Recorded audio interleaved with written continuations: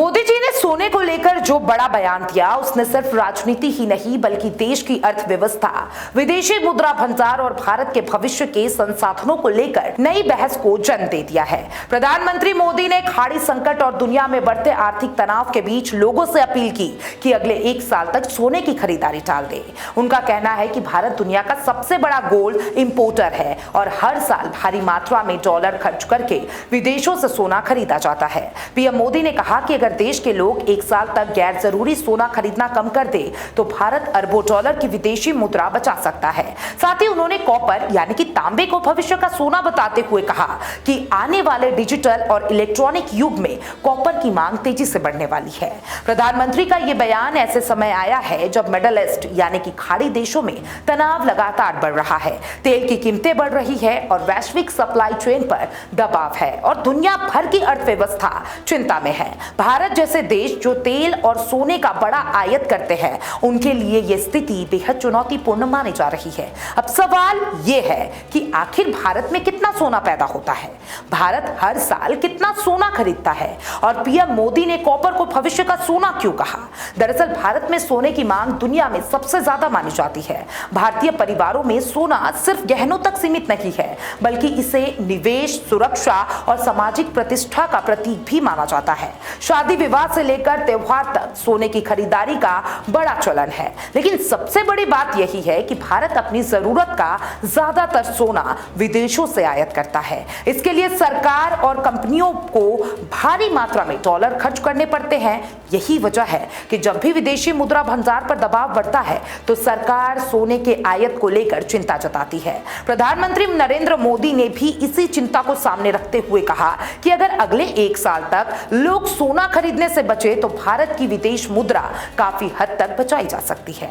अब अगर भारत में सोने के उत्पादन की बात करें तो पिछले कुछ सालों में इसमें बढ़ोतरी जरूर हुई है, लेकिन यह अभी भी देश की जरूरतों के मुताबिक बेहद कम माना जाता है। इस साल फरवरी में बीजेपी सांसद डॉक्टर हेमंत विष्णु सावरा ने सदन में सरकार से सवाल पूछा कि भारत में सोने का उत्पादन कितना हो रहा है। इसके जवाब में सरकार ने आंकड़े पेश किए। सरकार के मुताबिक साल 2020-21 में भारत में करीब 1127 किलोग्राम सोना का उत्पादन हुआ। इसके बाद 2021-22 में यह बढ़कर 1407 किलोग्राम पहुंच गया। 2022 और 23 में इसमें मामूली बढ़ोतरी हुई और उत्पादन 1433 किलोग्राम हो गया। यानी सरकार के आंकड़े साफ बताते हैं कि भारत में गोल्ड प्रोडक्शन बढ़ रहा है, लेकिन यह देश की विशाल मांग के मुकाबले अभी भी बहुत छोटा है।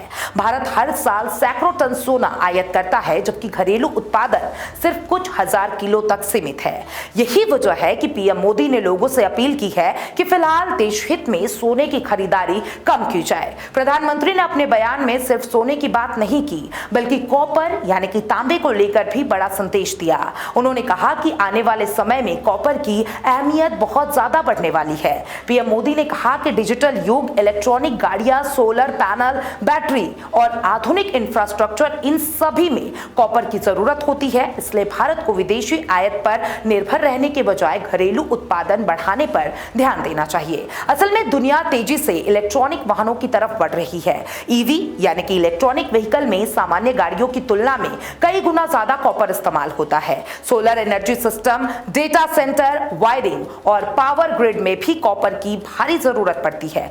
यही वजह है कि कई आर्थिक विशेषज्ञ कॉपर को भविष्य की सबसे अहम धातु में गिन रहे हैं। पीएम मोदी ने भी इसी संदर्भ में कॉपर को भविष्य का सोना कहा। अब अगर भारत में कॉपर उत्पादन की स्थिति देखा जाए तो इसमें उतार चढ़ाव जरूर रहा है, लेकिन सरकार लगातार घरेलू उत्पादन बढ़ाने की कोशिश कर रही है। सरकारी आंकड़ों के मुताबिक साल 2020-21 में भारत में 1,08,718 टन कॉपर का उत्पादन हुआ। 2021-22 में यह बढ़कर 1,15,313 टन हो गया। 2020 और 23 में थोड़ा गिरकर 1,12,745 टन हो गया, लेकिन 2023 और 24 में फिर बढ़कर 1,25,230 टन पहुंच गया। हालांकि 2024-25 में इसमें गिरावट देखने को मिली और उत्पादन घटकर करीब 1,05,012 टन हो गया।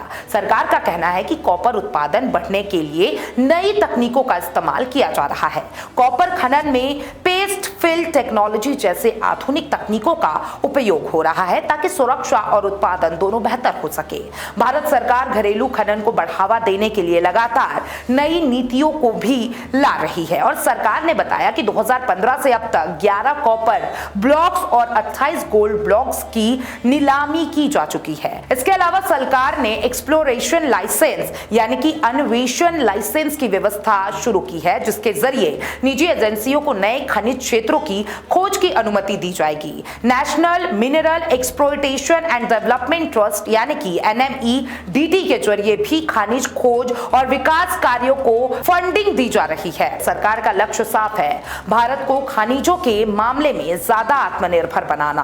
कॉपर उत्पादन में सरकारी कंपनी हिंदुस्तान कॉपर लिमिटेड यानी कि HCL भी अहम भूमिका में है। ये कंपनी देश में कॉपर खनन और उत्पादन का बड़ा काम करती है। हालांकि कुछ समय पहले HCL ने विनिवेश यानी कि निजीकरण को लेकर चर्चाएं थी, लेकिन सरकार ने साफ कर दिया कि फिलहाल ऐसा कोई प्रस्ताव विचाराधीन नहीं है। अब पीएम मोदी के बयान के राजनीतिक मायने भी निकाले जा रहे हैं। विपक्ष का कहना है कि अगर देश को सोना खरीदने से रोकने की नौबत आ गई है तो इसका मतलब अर्थव्यवस्था दबाव में है। वहीं बीजेपी और सरकार का कहना है कि यह सिर्फ एक जिम्मेदार अपील है ताकि देश वैश्विक संकट के दौरान मजबूत रह सके। आर्थिक विशेषज्ञों का मानना है कि अगर खाड़ी संकट और बढ़ता है तो भारत पर दोहरा दबाव पड़ सकता है। एक तरफ तेल आयात महंगा होगा और दूसरी तरफ सोने का आयात विदेशी मुद्रा भंडार पर असर डालेगा। यही वजह है कि सरकार अभी से लोगों को सतर्क कर रही है। कुछ विशेषज्ञों का कहना है कि अगर लोग सोने की खरीद कम करते हैं और निवेश के दूसरे विकल्प अपनाते हैं तो इससे देश की अर्थव्यवस्था को राहत मिल सकती है। हालांकि भारत में सोने के प्रति लोगों का भावनात्मक जुड़ाव इतना मजबूत है कि एक साल तक खरीद रोकना आसान नहीं माना जा रहा। शादी, त्योहार और निवेश तीनों वजह से भारत में गोल्ड की मांग हमेशा बनी रही है और सोशल मीडिया पर भी पीएम मोदी के बयान को लेकर बड़ी बहस देखने को मिल रही है। कुछ लोगों ने कहा कि यह देशहित में जरूरी कदम है, वहीं कुछ लोगों ने सवाल उठाया कि क्या सरकार लोगों को उसकी निजी खरीदारी तक नियंत्रित करना चाहती है। लेकिन इस सबके बीच एक बात साफ है, भारत अब सिर्फ पारंपरिक अर्थव्यवस्था की नहीं बल्कि भविष्य की अर्थव्यवस्था की तैयारी कर रहा है। इलेक्ट्रॉनिक वाहन, ग्रीन एनर्जी, डिजिटल इंफ्रास्ट्रक्चर और खनिज संसाधन आने वाले समय में यही देश की ताकत बनने वाले हैं और शायद इसी वजह से पीएम मोदी ने पहली बार इतनी स्पष्टता से कहा कि कॉपर भविष्य का सोना है। अब आने वाले समय में यह देखना बेहद दिलचस्प होगा कि क्या भारत सोने के आयात को कम कर पाएगा, क्या लोग वास्तव में एक साल तक सोना खरीदेंगे या बचेंगे, और क्या भारत कॉपर उत्पादन में दुनिया के बड़े देशों को चुनौती देने की स्थिति में पहुंच पाएगा। फिलहाल इतना जरूर तय है कि पीएम मोदी के इस बयान ने देश में सोना, डॉलर, विदेशी मुद्रा और भविष्य की अर्थव्यवस्था को लेकर एक नई बहस को जन्म दे दिया है।